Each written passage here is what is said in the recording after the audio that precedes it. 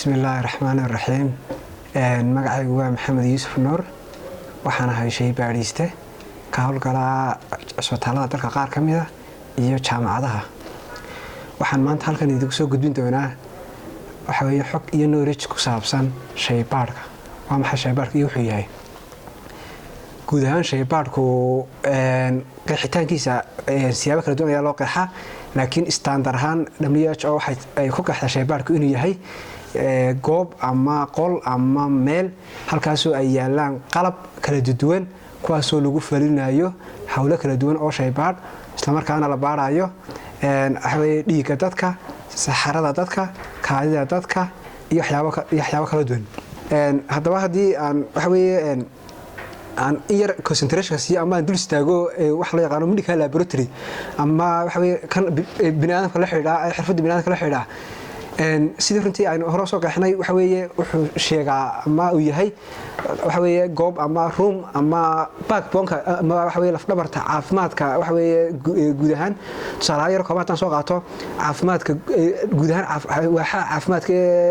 jira waxay noqonayaan guriga qofka aabaha ka ama fatherka wuxuu noqonayaa shaybaad sababta shaybaadku waxa weeye wuxuu la xiriiraa dhakhtarkii shaybaadku wuxuu la xiriiraa farmasiigii shaybaadku wuxuu la xiriiraa nurseski shaybaadku wuxuu la xiriiraa midwife haddaba sidee uu shaybaadku la xiriiraa dhakhtarada dhakhtarku boqolkiiba 70 wuxuu ku tiirsan yahay resultiga uu soo saaro shaybaadku ama waxa weeye maxsuulka soo saaro shaybaadku waxa weeye qof kasta oo u yimaada dhakhtarka oo la kulma shaybaad ayuu diraa waxa Allah wuxuu shaybaadku soo saaro ayuun baa uu ku go'aan qaataa marka waxa weeye qayb 70 shaqada dhakhtarku waxay ku xidhan tahay shaybaadka haddii aad weydiiso ugu xidhan tahay dawooyinka cilmiga dawooyinka ama pharmacology dawada marka la soo saaray marka waad shaybaad baa lagu soo saaraayo waxa weeye industrial pharmacology baa lagu soo saaraa waxa weeye inta miligram ka kooban tahay iyo nooc type-ka tahay waxaas oo dhan shaybaad baa lagu soo hubiyaa sidoo kale waxa weeye shaybaadku resultiga soo saaray boqolkiiba 70 waxa weeye uu lahaa dhakhtarku uu dawada ugu qoray ayuu baatan ku noqon farmasiigi marka waxa weeye marka la isku soo xooro waxa weeye shaybaadku wuxuu backbone-ka dhammaan caafimaadka haddaba waxa weeye qofka shaybaadista muxuu ka shaqeyn karaa waa isweydiin leh cusbitaal kasta uu ka shaqeyn karaa oo dalka hadduu noqoto mid dawliya hadduu noqoto mid private wuxuu noqon karaa mid keligii taagan oo shaybaad keligii taagan alloona oo shaybaadada loo keeno ayuu noqon karaa oo keligii ganacsi samaysan karaa isaga ayaa loo shaqeyn karaa markuu qofku meeshii uu dhameeyo waxyaabaha uu qaban karo qofku qaybo ka shaqeyn karo waxa kamid ah markuu shaybaadka dhameeyo qaybta hematology-ga oo ah dhiigga bini'aadamka haday noqoto dhiigga intii cabirkiisii haday noqoto xanuunada dhiigga ku dhacay haday noqoto dhiigga in la shubo iyo in waxa weeye laga iskarin garo xanuunadii wuxuu ka shaqeyn karayaa qofka shaybaadkii qaybta microbiology-ga oo ah qaybta ilma aragtiga waxa weeye ilma aragtiga inta badan halista badan ku ah bini'aadamka wuxuu ka shaqeyn karayaa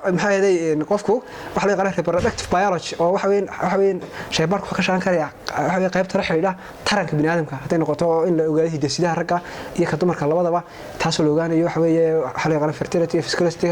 in la ogaanayo soo shaqeynayaan iyo mid wala heer ku marayo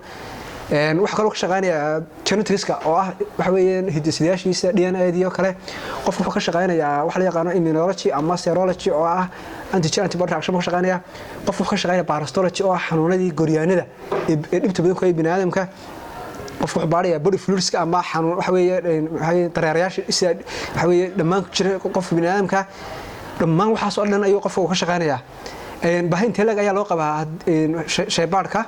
waxa la qiyaasaa Soomaaliland maanta population-keedu inuu ku sii dhow yahay 4 milyan ilaa laakiin 3 milyan iyo 500 census-kii u dambeeyay la qaaday 3 milyan iyo 500 buu ahaa maanta inta shaybaadistas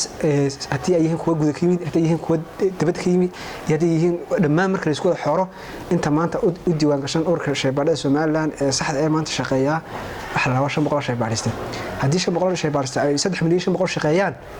min imis ay ugu hagaagaya haddii aan taa xisaabino qof kasta oo shaybaadista waxa weeye 7,000 oo qof ay ku soo hagaagaya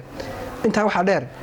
in dadkii waxa weeye xirfadan soo bartay shaybaadistation dhamaantood ay goboladii waaweyn magaalooyinka ay ku urureen in maanta waxa weeye tuulooyinkeena iyo goboladeenii ay maalin kasta hooyo ugu dhigbaxayso hadii la helo shaybaadistayaal quality oo dalka oo dhan gaaro oo gobolada tago oo tuulooyinka tago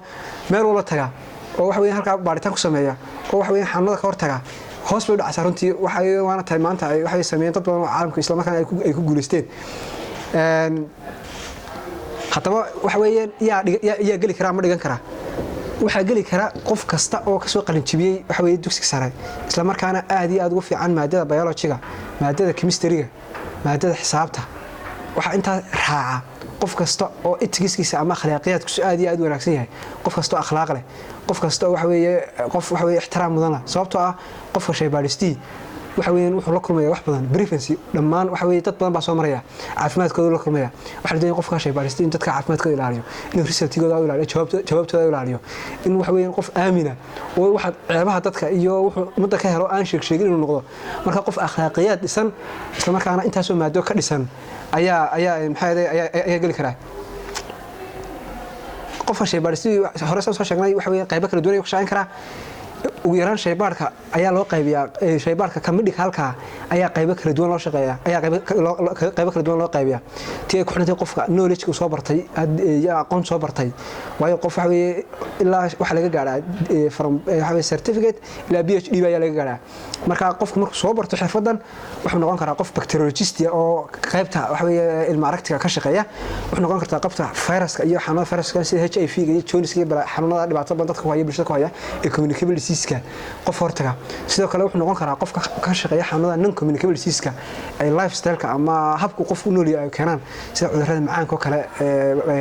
ka shaqeeya isla markaana dadka wax kale qofka shaybaadhistii yahay qof sameeya counseling pre and post counseling waxa dadka la taliya haday noqoto waxa weeye xanuunka laftiisa iyo dhibaato leeyahay iyo dadka la taliya haday noqoto waxa weeye xanuunkan iyo sidoo waxa uu la noolaan lahaa la taliya marka qofku wuxuu ka shaqeyn karaa kale in qaybta la xiriirta hormoonada bini'aadamka qof wuxuu noqon karaa qof phlebotomist kaliya dhiig ugu qaada intaas oo qofka qofka ka kala qofka shaybaadhistii phlebotomist waana mid kamid ah waxyaabaha shaqooyinka wanaagsan ee la qabto qofku wuxuu noqon karaa qof pathologist oo cilmiga pathology-ga ee la xiriira unuga iyo xanuunada ku dhaca qof barta qof wax kale uu noqon karaa qof genetics la xiriira takhasusad ku baran kara waa maxay halka uu hooseeyo waa certificate waa hal sano waxa lagu magacaabaa laboratory assistant baa la qofka hal sano shaybaar soo qaatay isla markaana 6 bilood bartaas waa assistant wuxuu caawinayaa qofka soo shaybaar jooga qof haduu waxa ku xiga qof diploma oo ah 2 sano qof haduu diploma qaato waa laboratory technician oo waxa weeye uu shaqeyn karaa laakiin waxa weeye waxyaabo kooban ayuu qaban karaa waxa ku xiga degree oo 4 sano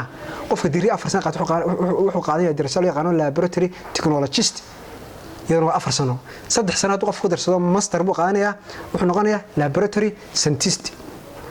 qof wuxuu ka gaari karaa PhD wuxuu noqon karaa chief laboratory scientist haddaba fiilasha uu master qof ku diyaarin karo waa kuwa soo socda qof wuxuu noqon karaa hematologist oo wuxuu ku taxalul karaa cilmiga dhiigga barashada dhiigga haday noqoto